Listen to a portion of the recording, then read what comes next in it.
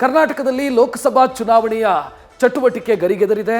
ವಿಧಾನಸಭಾ ಸೋಲಿನ ಸೇಡು ತೀರಿಸಿಕೊಳ್ಳುವುದಕ್ಕೆ ಪಣ ತೊಟ್ಟಿರುವಂಥ ರಾಜ್ಯ ಬಿಜೆಪಿಯ ನಾಯಕರು ಭರ್ಜರಿ ತಾಲೀಮು ನಡೆಸಿದ್ದಾರೆ. 2 ದಿನದಿಂದ ಸಿದ್ಧತಾ ಸಭೆ ನಡೀತಾ ಇದ್ದು, ಪದಾಧಿಕಾರಿಗಳ ಮೂಲಕ ಹಾಲಿ ಸಂಸದರ ಮೌಲ್ಯಮಾಪನಕ್ಕೆ ಬಿಜೆಪಿ ಮುಂದಾಗಿದೆ.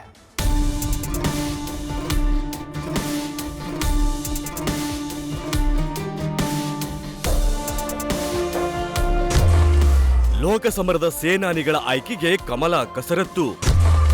ಹಾಲಿ ಸಂಸದರ ಮೌಲ್ಯಮಾಪನಕ್ಕೆ ರಾಜ್ಯ ಬಿಜೆಪಿ ಮುಂದು. ಇನ್ನೇನು ಕೆಲವೇ ತಿಂಗಳಲ್ಲಿ ಮತ್ತೊಂದು ರಾಜಕೀಯ ಮಹಾಸಂಗ್ರಾಮಕ್ಕೆ ದೇಶ ಸಾಕ್ಷಿಯಾಗಲಿದೆ. ಬಲಿಷ್ಠ ಪಕ್ಷಗಳ ರೋಚಕ ಹೋರಾಟಕ್ಕೆ ರಾಜ್ಯದಲ್ಲೂ ಅಖಾಡ ಸಜ್ಜಾಗತೊಡಗಿದೆ. ವಿಧಾನಸಭೆ ಸೋಲಿನಿಂದ ಪಾಠ ಕಲಿತಿರುವ ರಾಜ್ಯ ಕೇಸರಿ ಬ್ರಿಗೇಡ್ ಹಾಲಿ ಸಂಸದರ ಮೌಲ್ಯಮಾಪನಕ್ಕೆ ಮುಂದಾಗಿದೆ. ಬೆಂಗಳೂರಿನ ಯಲಹಂಕ ಬಳಿ ಖಾಸಗಿ ರೆಸಾರ್ಟ್ನಲ್ಲಿ ಬಿಜೆಪಿ 2 ದಿನಗಳ ಲೋಕಸಭಾ ಚುನಾವಣಾ ಸಿದ್ಧತಾ ಸಭೆಯನ್ನ ಮಾಡ್ತಿದೆ.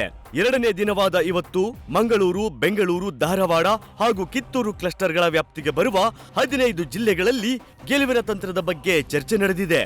ಮೊದಲ ದಿನವಾದ ನಿನ್ನೆ 13 ಕ್ಲಸ್ಟರ್ಗಳಲ್ಲಿ ಬರುವ ಲೋಕಸಭಾ ಕ್ಷೇತ್ರಗಳ ಬಗ್ಗೆ ಇಂಚಿಂಚು ಮಾಹಿತಿಯನ್ನ ಕಲೆ ಹಾಕಿದೆ. ಕ್ಷೇತ್ರದಲ್ಲಿ ಗೆಲುವಿಗೆ ಯಾವ ರೀತಿ ರಣತಂತ್ರ ರೂಪಿಸಬೇಕು ಎಂಬ ಬಗ್ಗೆ ಚರ್ಚೆ ನಡೆಸಿತ್ತು.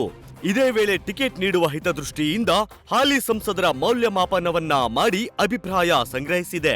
ಅನೇಕ ಹಾಲಿ ಸಂಸದರ ಪುನರ್ ಆಯ್ಕೆಗೆ ಅಪಸ್ವರ ವ್ಯಕ್ತಪಡಿಸಿದ್ದಾರೆ.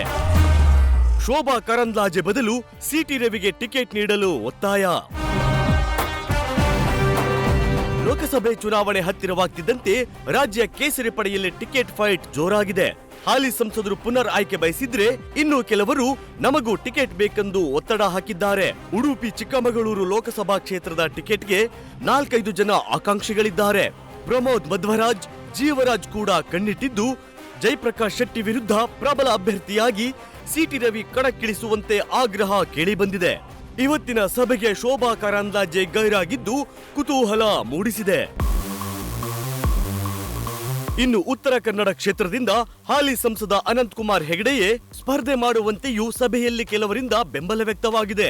ಇನ್ನು ಮಾಜಿ ಸಚಿವ ವಿಶ್ವೇಶ್ವರ ಕಾಗೇರಿ ಹೆಗಡೆ ಕೂಡ ಈ ಕ್ಷೇತ್ರದ ಮೇಲೆ ಕಣ್ಣಿಟ್ಟಿದ್ದಾರೆ.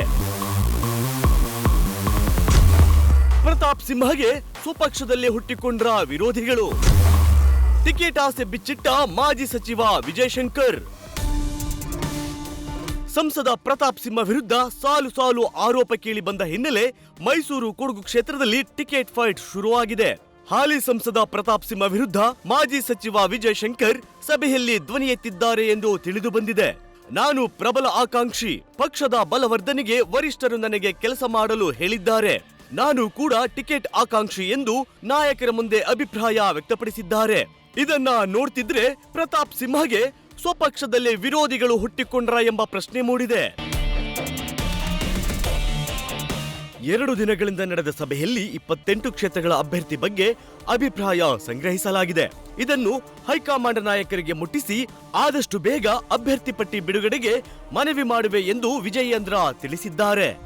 ಅತಿ ಶೀಘ್ರದಲ್ಲೇ ನಾನು ದೆಹಲಿಗೆ ಪ್ರಯಾಣ ಬೆಳೆಸುತ್ತೆ, ದೆಹಲಿಗೆ ಹೋಗ್ತೇನೆ, ವರಿಷ್ಠರನ್ನ ಭೇಟಿ ಮಾಡ್ತೇನೆ.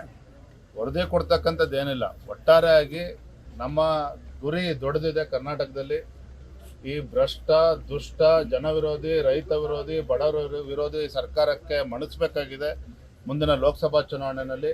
ಹಾಗಾಗಿ ವರಿಷ್ಠರನ್ನ ಭೇಟಿ ಮಾಡಿ ಅತಿ ಶೀಘ್ರದಲ್ಲಿ ನಮ್ಮ ಅಭ್ಯರ್ಥಿಗಳ ಬಗ್ಗೆ ನಮಗೆ ಕ್ಲಾರಿಟಿ ಕೊಡಿ ಅಂತಕ್ಕಂಥದ್ದು ಮಾತಾಡ್ತೇವೆ. ಒಟ್ಟಾರೆ ಬಿಜೆಪಿ ಹೈಕಮಾಂಡ್ ಕರ್ನಾಟಕ ವಿಧಾನಸಭಾ ಚುನಾವಣೆಯಲ್ಲಿ ಹೊಸ ಪ್ರಯೋಗಕ್ಕೆ ಮುಂದಾಗಿ ಭಾರಿ ಮುಖಭಂಗ ಅನುಭವಿಸಿತ್ತು. ಹೀಗಾಗಿ ಲೋಕಸಭೆಯಲ್ಲಿ ಭರ್ಜರಿ ಗೆಲುವು ಸಾಧಿಸಬೇಕೆಂದು ಪಣ ತೊಟ್ಟಿರುವ ಕೇಸರಿ ಪಡೆ ಎಚ್ಚರಿಕೆ ಹೆಜ್ಜೆ ಇಟ್ಟಿದೆ. ಈ ಮೂಲಕ ಹಳೆ ಹುಲಿಗಳನ್ನೇ ಕಣಕ್ಕಿಳಿಸಬೇಕಾ ಅಥವಾ ಹೊಸ ಕಲಿಗಳಿಗೆ ಮಣೆ ಹಾಕಬೇಕಾ ಅನ್ನೋ ಬಗ್ಗೆ ಲೆಕ್ಕಾಚಾರ ಹಾಕುತ್ತಿದೆ. Ganapati, news first, Bengaluru. News first ನಿರ್ಭೀತಿಯಿಂದ ನಿಮ್ಮ ಪರವಾಗಿ.